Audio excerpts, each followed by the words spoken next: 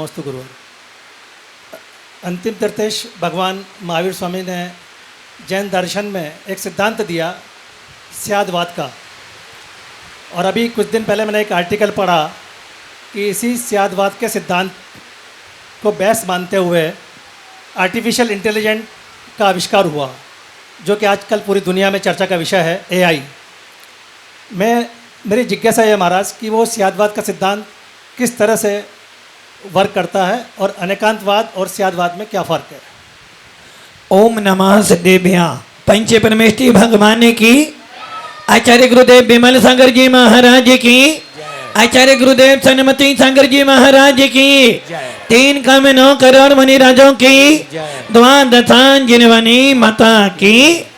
बोले परम पूज्य आचार्य सुंदर सागर जी महामुनिराज की, मुनिराज की, मुनिराज की। आपका सवाल है अनेकांत और स्यादवाद। अनेकांत और स्यादवाद ये 2 आंखें हैं जैन शासन की। अनेकांत और स्यादवाद यदि हटा देते हैं तो हमारे शासन में कुछ भी बचता नहीं है। वीतराग शासन में अनेकांत और स्यादवाद ये 2 ऐसे सिद्धांत हैं जिनके बल पर हम किसी भी बात को सिद्ध कर सकते हैं। नाना प्रकार की बातें संसार में चलती हैं। कोई एक पक्ष को गिनता है, कोई 2 पक्ष गिनते हैं, कोई 3 पक्ष, किंतु वीतराग शासन जितने भी पक्ष हैं उन सबको अपने में समा लेता है, इसलिए वो संपूर्ण शासन कहा जाता है। इसलिए हमारे यहाँ अनेकांत और स्यादवाद। अनेकांत मैंने एक वस्तु के अंदर अनेक धर्म होते हैं। किसी भी वस्तु में अनेक धर्म पाए जाते हैं। उन अनेक धर्मों को जो मानता है उसे कहते हैं अनेकांतवाद। अनेक धर्मों को स्वीकार करने वाला अनेकांतवाद। और उस अनेकांतवाद को कहने के लिए होता है स्यादवाद। अर्थात जैसे एक वस्तु में बहुत सारे गुण हैं। जैसे आप हो, आप जीव तत्व हो। जीव तत्व होने के बाद भी किसी के पापा हो, किसी के बेटे हो, किसी के पति हो, किसी के दोस्त हो और किसी के परमेश्वर भी हो, किसी के शिष्य भी हो। इन सबको स्वीकार करना इन्हें अनेकांतवाद हो गया। किंतु इन सबको कहने के लिए, इन सबको व्यक्त करने के लिए एक साथ तो कह नहीं सकते। इसलिए स्यादवाद कहता है कथनचित। अर्थात कथनचित आप पापा भी हो, कथनचित आप किसी के स्वामी भी हो, और मैं बोलूँगा आप स्वामी ही हो तो गलत हो जाएगा। मैं स्वामी भी हूँ, मैं पापा भी हूँ, मैं पुत्र भी हूँ। इसे कहते हैं स्यादवाद। अर्थात स्याद अस्ति। अर्थात स्याद में पापा भी हूँ, स्याद में कथनचित में बेटा भी हूँ, कथनचित में किसी का स्वामी भी हूँ और कथनचित में किसी का शिष्य भी हूँ। इसे कहते हैं स्यादवाद शैली। जिस शैली के बल पर आचार्य अंकलंक और निकलंक ने बुद्धों से शास्त्रार्थ किया था, और जब वो बुद्ध स्कूल में, कॉलेज में पढ़ने गए थे, जब उन्होंने मात्र एक लिखा था स्याद, इतना शब्द लिखने से बौद्ध गुरु समझ गए यहाँ पर कोई ना कोई तो भगवान महावीर को मानने वाला आ गया है। परीक्षा की गई और सब लोग कह रहे थे बुद्धम शरणम गच्छामि, किंतु अंकलंक और निकलंक कह रहे थे अरिहंत शरणम गच्छामि।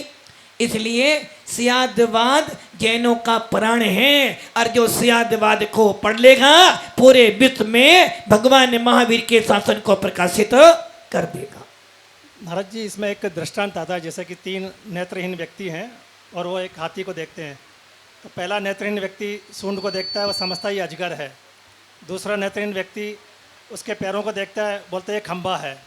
तीसरा नेत्रहीन व्यक्ति उसकी पूंछ को देखता है, बोले झाड़ू है। तीनों अपनी जगह सही हैं, लेकिन वो हाथी को रूप में नहीं देख पाते हैं। बेसिकली ये पक्ष और विपक्ष, ये इसे कहते हैं ने। किसी वस्तु के एक अंश को ग्रहण कर रहे हैं। वो कह रहे हैं सूंड देखी तो हाथी कैसा है, सूंड जैसा है। पूंछ जैसी तो झाड़ू जैसा है।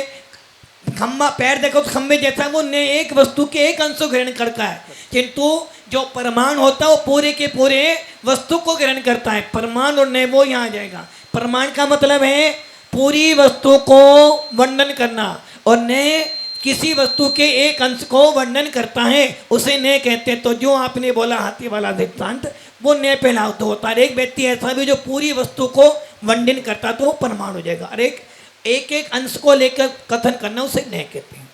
नमस्ते महाराज। आइएगा, आप अपनी शंका लेके आएंगे। निर्मला जी बस जाइए। सुश्री अलका जैन, सुश्री अलका जैन,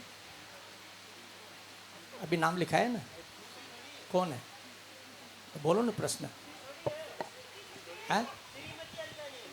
हाँ तो अलका जैन। आपने सुश्री बोला, आप श्रीमती अलका जैन बोल दो। ये बच्ची लिखा के आई थी मेरा, तो मैंने इसका मैं समझा ही बोल रही सुश्री। चलिए श्रीमती अलका जैन। आचार्य श्री के चरणों में बारंबार नमोस्तु नमोस्तु नमोस्तु। आचार्य श्री हमारे यहाँ बोला जाता है अतिथि देवो भव। अब श्वेतांबर समाज के जो भी साधु ग्रोचरी पे आते हैं वो घर पे आते हैं, हम जिस कंडीशन में रहते हैं उसी कंडीशन में वो अपने से आहार लेते हैं। चाहे हमारे हाथ गंदे हो तो हमें उनको आहार देना चाहिए या नहीं। देखो, पहली बात तो आपने गलत बोल दिया। पहली बात तो ये रही, आहार दान देने की पात्रता तो मात्र सत्पात्रों में ही होती है। हार दान मात्र हम उन्हीं जीवों को देते हैं जो रत्नत्रय का पालन करते हैं। आहार दान पात्रों को दिया जाता है और पात्र वो होते हैं जो मोक्ष मार्ग पे बढ़ते हैं, जिन्हें इंद्रदेव के शासन को प्रकाशित करते हैं।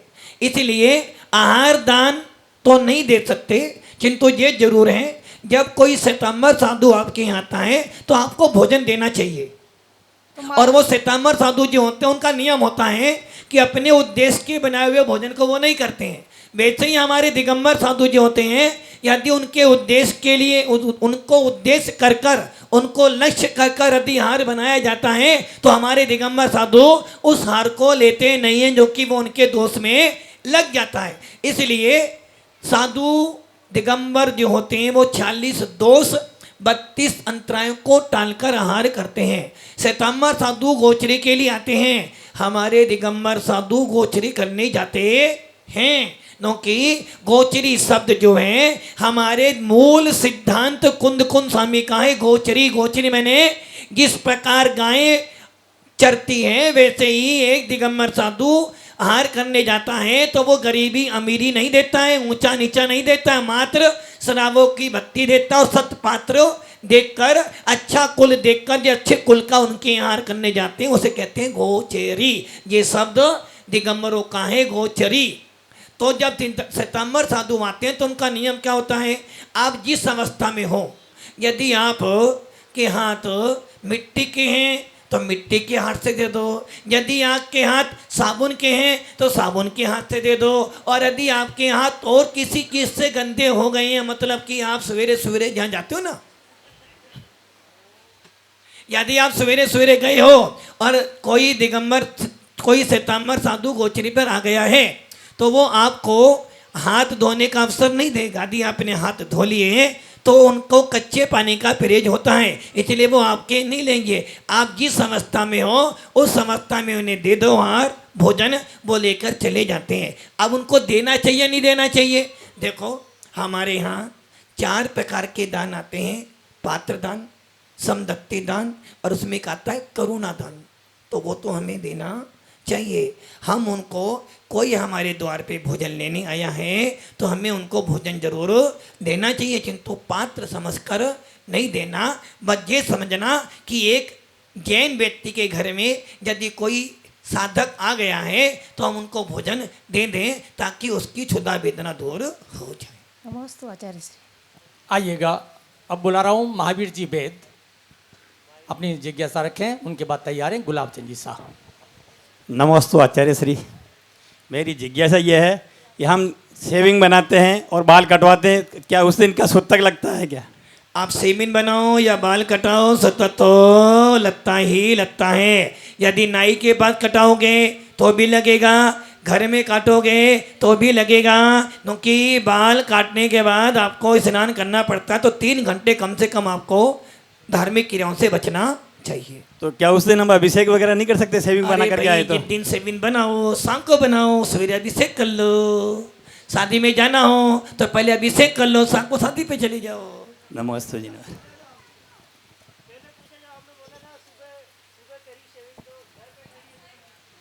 यदि आपने सेविन घर पे अपने हाथों से की है तो कम से कम 1 घंटा तो निकाल के रखो भैया। नमोस्तु आचार्य श्री, नमोस्तु नमोस्तु नमोस्तु। इनके बाद तैयार रहेंगे धवल जैन। महाराज जी, आपके प्रवचन में से ही मैं कुछ शंका थी तो मैं बोलना चाहता हूँ। मेरी शंका है, आप बता रहे थे कि लोग बाग आजकल माता पिता की सेवा कम और कुत्ते की ज़्यादा करते हैं, खिलाते हैं पिलाते हैं, माता पिता की तरफ ध्यान नहीं देती हैं। तो मेरी शंका यह है कि आप कुत्ता भी अपना पुण्य लेके आया है? हाँ, इनका सवाल के ऊपर मुझे सवाल याद आ गया। मैंने कहीं पढ़ा था कि एक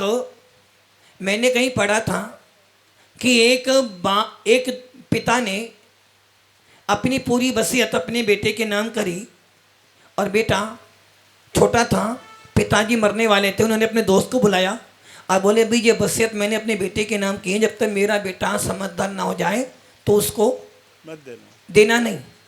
और पिताजी मर गए। वो दोस्त ने बेटे को पाल पोस के बड़ा किया और उसको क्या चलाना, रिक्शा चलाना, ऑटो चलाना सिखा दिया।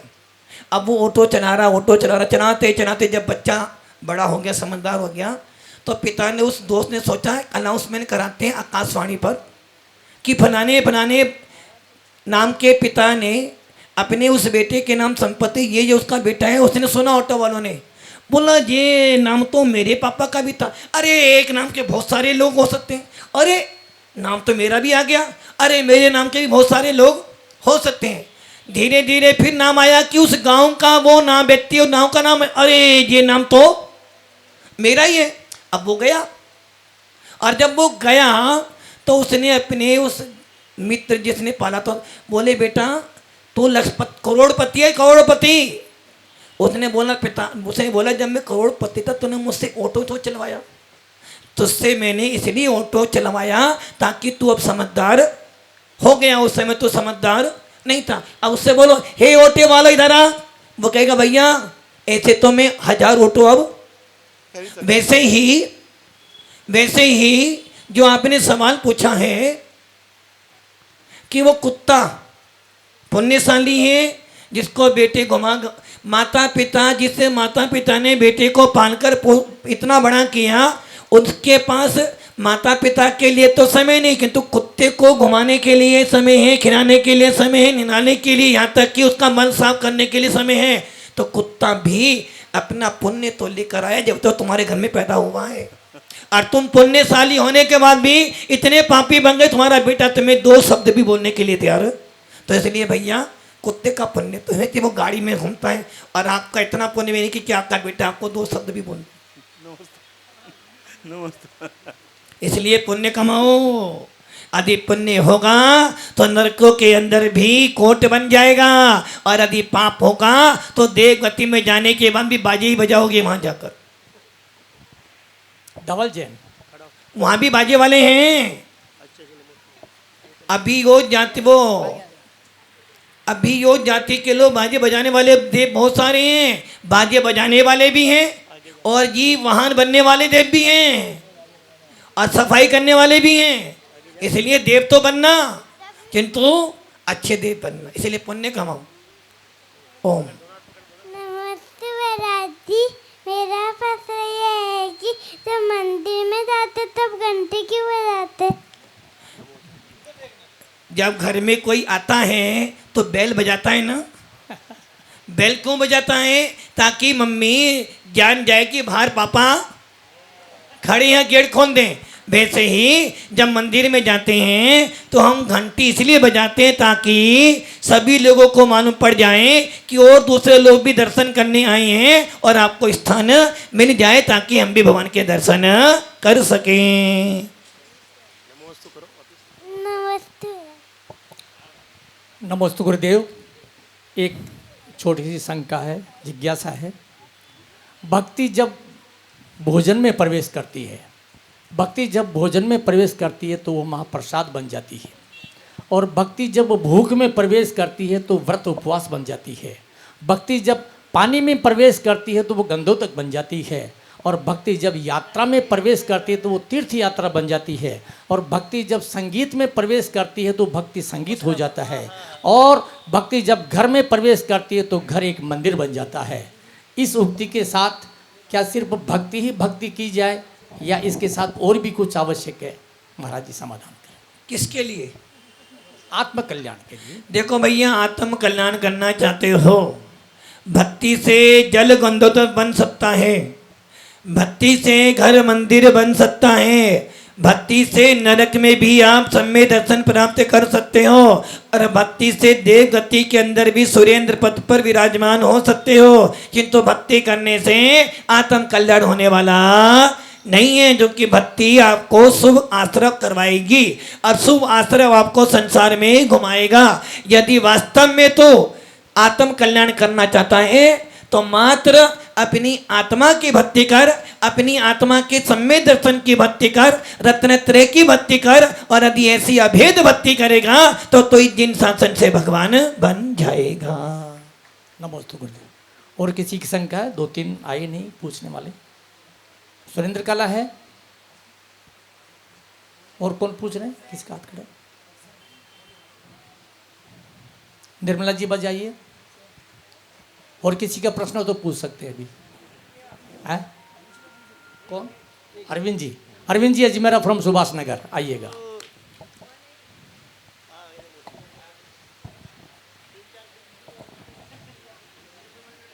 नमस्ते गुरुदेव।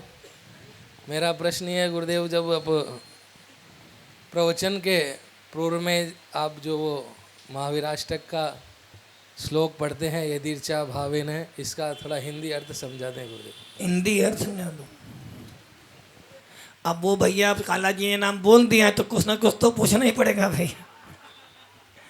देखो, जो भगवान महावीर की स्तुति में ये छंद आया है, यदर्चा भावेन पमुदित मनादरे दोरया छनादा सित स्वर्गी गुण गण समधा सुख निधि लभन्ते सद्भक्त्या शिव सुख समाजम किमुतदा महावीर स्वामी नयन पथगामी भवतु में। यहाँ पर उस मेंढक के बारे में बताया गया है, जो मेंढक एक कमल की पाखुड़ी मुख में लेकर भगवान महावीर की वंदना करने रागगिरी जा रहा था, विपुलाचल पर्वत पर जा रहा था। इधर से वो हाथी, जिस हाथी पर राजा सैनिक विराजमान था, जो भगवान महावीर का मुख्य श्रोता था समोसन का, वो भी जा रहा था। चलते चलते चलते चलते हाथी जा रहा था, आगे आगे मेंढक था, पीछे पीछे हाथी, आगे आगे मेंढक, पीछे पीछे हाथी। और जब मेंढक चल रहा था तो चलते चलते चलते हाथी ने सोचा, भैया मेंढक मेरे से आगे जा रहा, मैं भी आगे बढ़ूं। किंतु मेंढक के मन में क्या भाव थे? धीरे धीरे चलो जी मंदिर भगवान के गुण गाने को, बढ़ते चलो हजारों लोगों भी तेरा गीता। मेंढक चल रहा था, मन में भक्ति के भाव थे। चलते चलते चलते हाथी ने मेंढक के ऊपर पैर रखा और मेंढक ने क्या बोला? भगवान महावीर की जय। और जैसे ही पैर रखा, मेंढक के प्राण ठुकरे उखड़ गए और उसने भक्ति भगवान महावीर के प्रति थी, और भक्ति का फल उसे क्या मिला? राजा सैनिक से पहले जाकर समोसन में देव गति में उत्पन्न होकर समोसन में विराजमान हो गया। हे भगवान महावीर, जब आपकी भक्ति से एक मेंढक भी देव पद को प्राप्त कर लेता है, तो हे भगवान महावीर, आप मेरे मोक्ष मार्ग के नेता बने, ताकि मैं आपके आलम्बन से, आपके निमित्त से मैं भी मोक्ष मार्ग को प्राप्त कर लूं। एक प्रश्न ऑनलाइन प्राप्त हुआ है हमारा श्री नसीराबाद से इंदिरा जैन। उनका प्रश्न है कि गुरुवर नमोस्तु, जिज्ञासा यह है कि प्रसन्न वो है जिसने स्वयं का मूल्यांकन किया, प्रसन्न वो है जिसने स्वयं का मूल्यांकन किया, परेशान वो है जिसने दूसरे का मूल्यांकन किया। इस उक्ति से हमें क्या प्रेरणा मिलती है? यहाँ पर स्वयं निज और पर की बात कही है। परसम भाव, परसम भाव का अर्थ होता है कसायों का उपशम करना, और ये सुनिश्चित है जो सम्य दृष्टि जीव होता है उसमें प्रसम भाव पाया जाता है। और जो सम्य दृष्टि जीव होता है वो क्या सोचता है, दुनिया क्या करे वो नहीं सोचता, वो हमेशा अपने बारे में सोचता कि हे आत्मन मेरे मन में कसाई उत्पन्न न हो, हे आत्मन मेरे से किसी का बुरा नहीं हो, हे आत्मन मैं सब पर दया करता रहूं, सबका भला करता रहूं। यदि कोई मेरा भला करे ना करे किंतु मेरे भावों में कभी किसी के बुरे करने के भाव नहीं आए, इसका मतलब है कि कसाई अभी दबी हुई है। इसलिए जो सम्य दृष्टि जीव होता है वो कभी किसी की चिंता नहीं करता, वो तो जीव मात्र की चिंता करता कि हे आत्मा जैसी मेरी भगवान आत्मा है वैसे ही सबकी भगवान आत्मा है। इसलिए उसे कहते हैं प्रसम भाव। और ये तो सुनिश्चित है जब जब पर की चिंता करोगे या तो राग होगा या द्वेष होगा, और जब राग द्वेष होगा तो कसाई बढ़ेंगी, और जब कसाई बढ़ेंगी तो तेरा सम्य दर्शन हट जाएगा, और जब सम्य दर्शन हट जाएगा तो तुम मिथ्यात्व में आ जाएगा। इसलिए दूसरों की चिंता करना छोड़ दो, अपने आप में सोचना शुरू कर दो। नमोस्तु कर दे आदरणीय दीदी।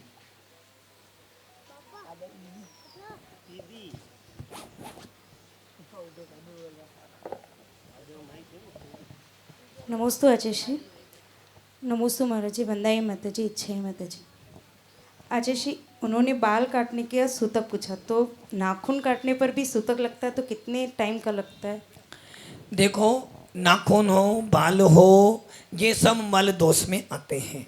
नाखून भी हड्डी है, जब हड्डी छू लेते हो तो क्या करते हो, स्नान करना पड़ता है। साधुओं के 14 मल दोष होते हैं, उन मल दोषों में यदि नाखून आ जाता है हार करते करते, यदि हार करते करते, इसलिए कहते हैं किसी के नाखून बड़े ज़्यादा नहीं होने चाहिए। आप बना रहे थे खाना, खाना बनाते बनाते साधुओं के लिए हार के लिए चौका लगाया था, खाना बनाते बना के आपके नाखून बड़े थे और नाखून टूटा, सब्जी में मिल गया, उबल गया। साधु को आपने क्या बोला, मन शुद्धि वचन शुद्धि काय शुद्धि हार जल शुद्ध है, आपने हार दे दिया। और जब साधुओं ने शोधन किया तो उनके आँख में, उनकी अंजलि में नाखून आ गया, और जब नाखून आ गया तो उनको अंतराय भी करना पड़ेगा और गुरु के पास जाकर प्रायश्चित भी लेना पड़ेगा। इसलिए यदि आप नाखून आदि काटने हो तो आप या तो दिन में काटो या शाम को काटो, ताकि आपकी देव पूजा भी हो जाए, गुरु उपासना भी हो जाए, और आप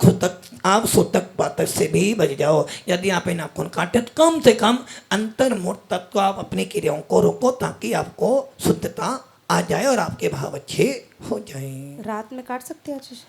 अब तुम रात में क्या कर सकते हो ये मुझसे नहीं पूछो, अपना विवेक अपने आप लगाओ।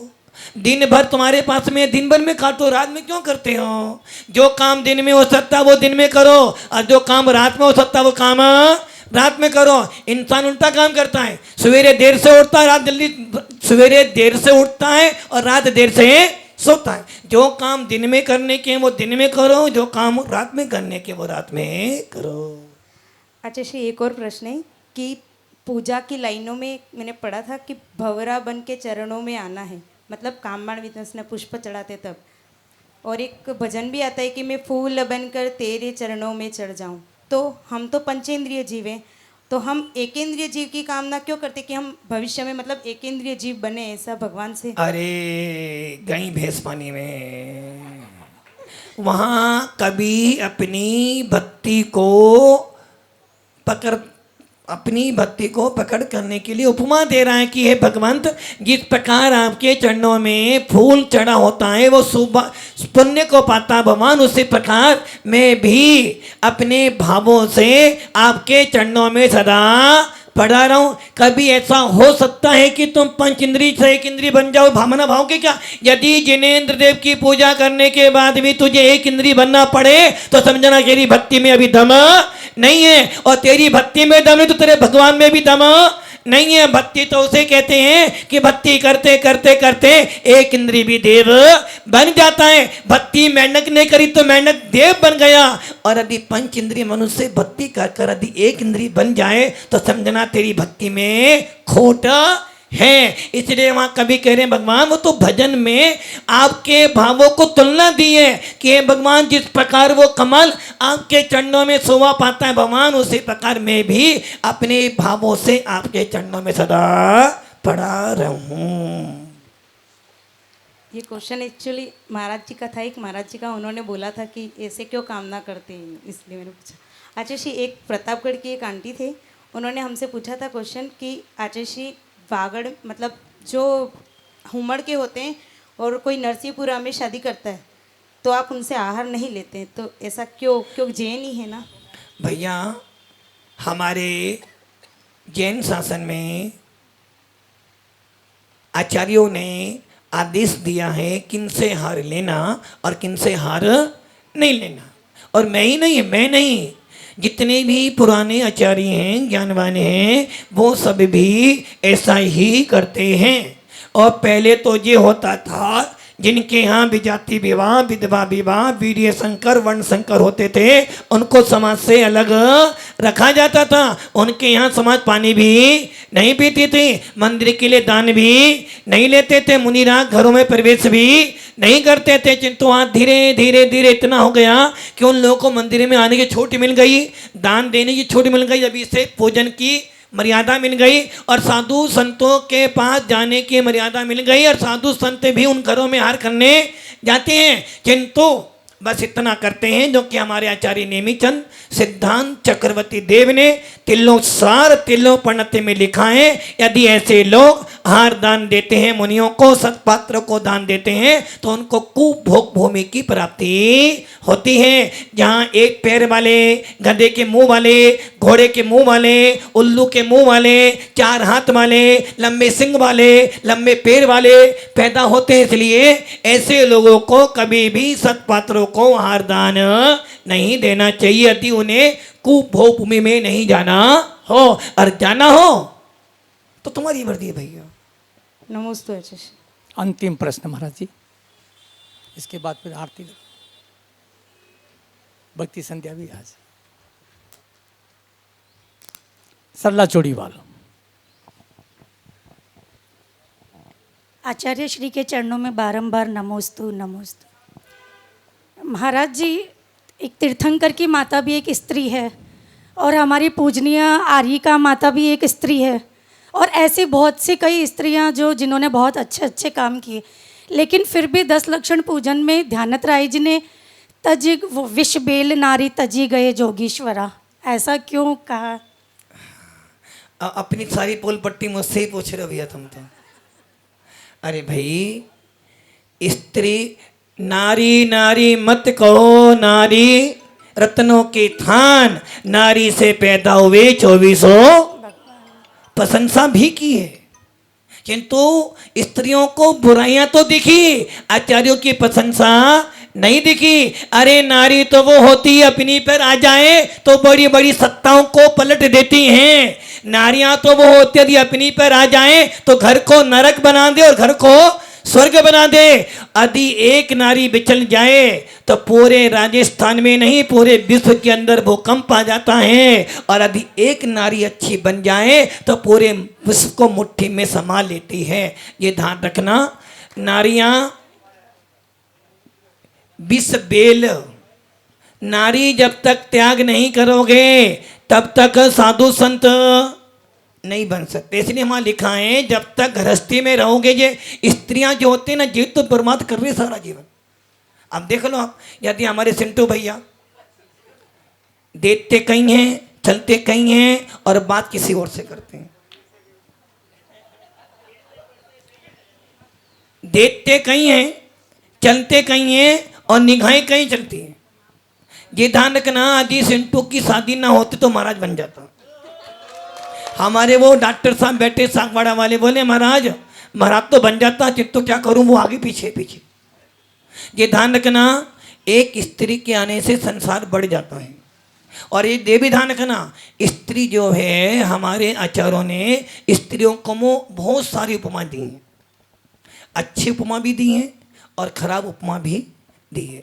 ये ध्यान रखना, जब तक लड़का कुंवारा है कोई टेंशन नहीं, लड़की आ गई शादी हो गई तो वो अब मोक्ष मार्ग पर आने में 10 बार सोचता है।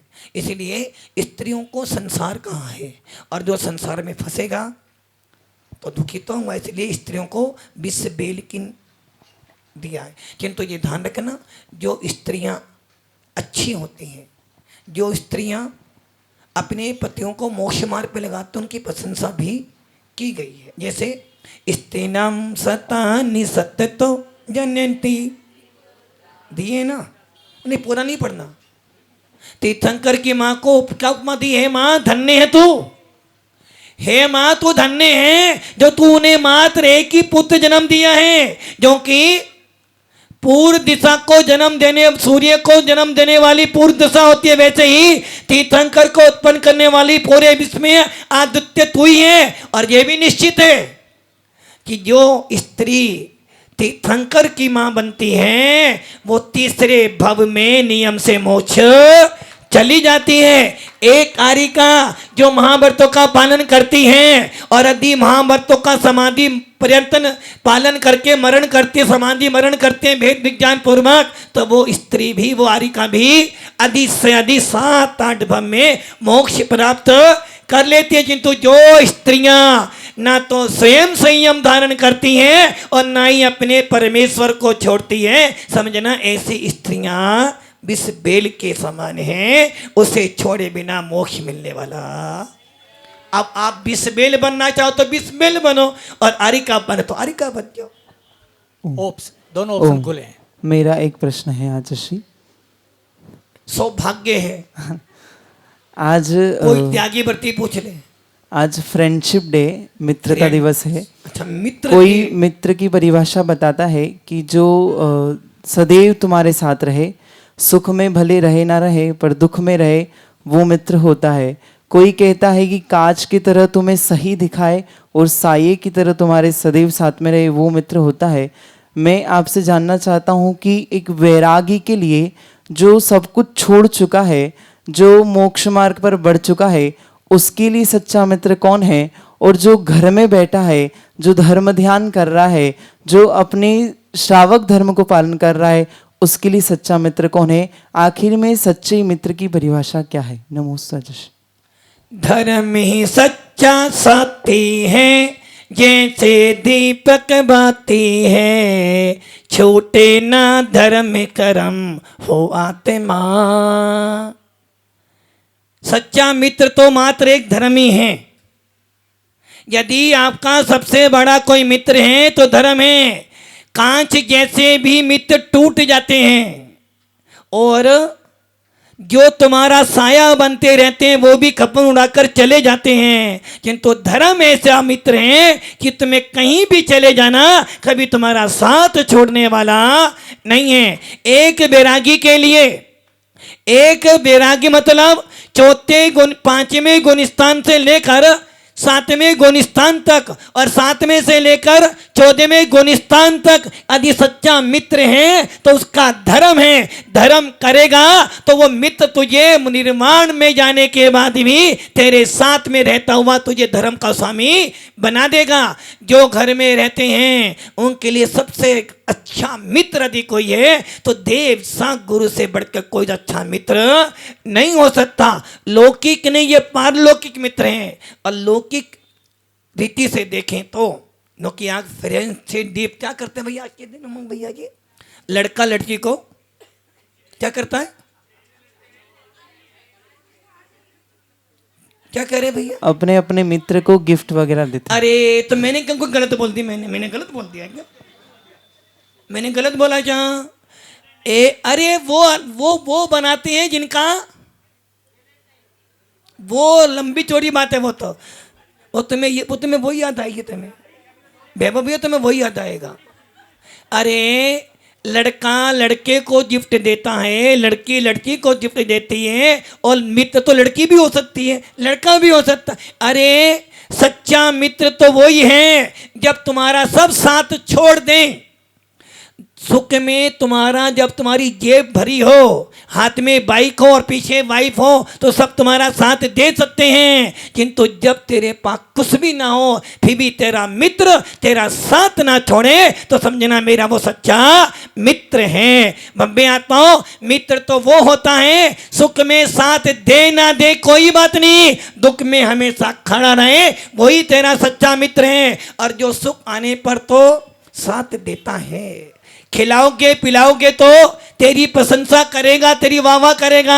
और जिस दिन तो उससे रूठ जाएगा तो तुझसे मुंह फेर कर तुझे छोड़ देगा, वो तेरा शत्रु है। सच्चा मित्र तो वह है दुख आने पर तुझे संभाल के रखे, और सुख आने पर तेरे पास ना भी आए, तेरी अच्छाई की कामना रखे। जो हर पल तेरे लिए अच्छा सोचता हो, वो तेरा अच्छा मित्र है, और उससे बड़ा कोई मित्र नहीं हो सकता। जीवन में यदि मित्र बनाना हो तो देव साथ गुरु को बनाना, अलौकिक मित्र बनाना हो तो वो बनाना जिसके आने पे तेरी आत्मा में कसाई कम हो जाए, तेरा धर्म बढ़ जाए और सम्य दर्शन पुष्ट हो, वही तेरा सबसे अच्छा मित्र हो सकता है। नमोस्तु गुरुदेव। बस आप आरती कर ले पहले। चलो आरती तैयार करो भाई। प्रश्न है आपका? लेट आए क्या?